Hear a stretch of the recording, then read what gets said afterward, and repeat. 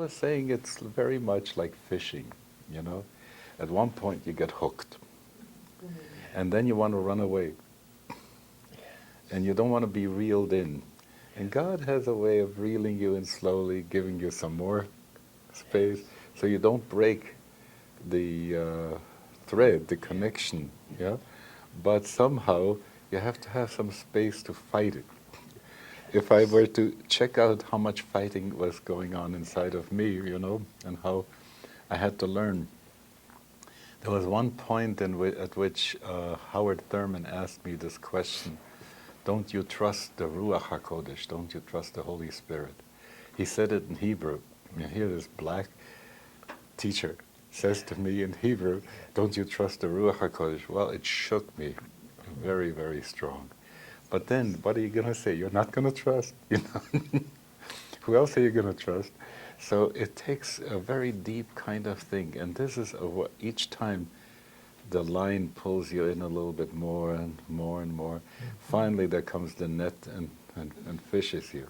Well, that's how I feel the process goes. Well, you know, there's a sermon by Eckhart on that subject. It's called Hooked by Divine Love. Uh-huh. And the idea is that once you swallow it, you can never get away, no matter how hard you swim in the opposite direction.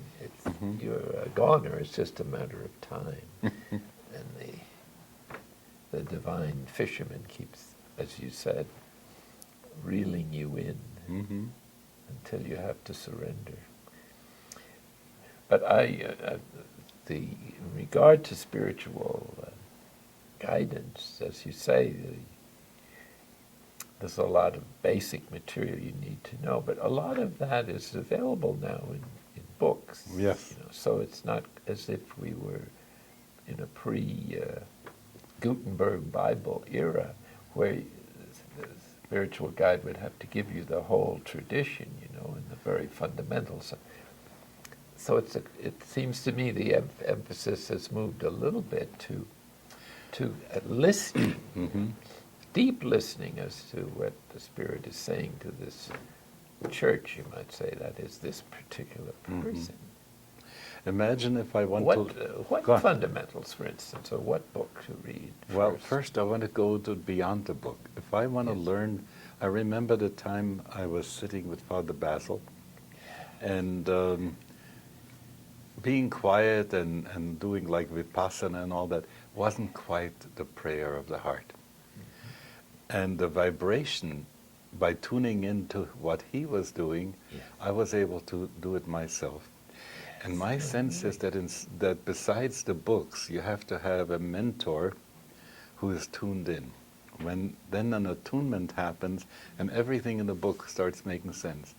And without the attunement, the book is very wooden, doesn't help much. Very, very true. At the same time, sometimes if the spiritual guide doesn't have that particular charism or inner experience, then you can sit with as much as you like and nothing's going to happen from that source. So that's why everything really depends not just on training, because lots of people can get a degree, but on the experience of a practice that one has interiorized over years and years, so that you really know how to listen and are willing to hear what the guide is trying to say, or more particularly what the Spirit is saying. So the question that's being before us is, to what extent is listening a core metaphor for spiritual practice? Oh, it's definitely a core metaphor. Maybe it's not the only one or the major one, but at a certain level, all of the core symbols or words tend to merge into one, like deep listening is really silence. So I noticed that in the Hebrew Bible, whenever God has anything to say, it always starts out, "Hear, O Israel." And this is not an invitation just to listen with the ears. I mean, he wants to have people listen with the heart and one's inmost being. And or with that mouth-to-mouth exchange that is the ultimate listening is total receptivity.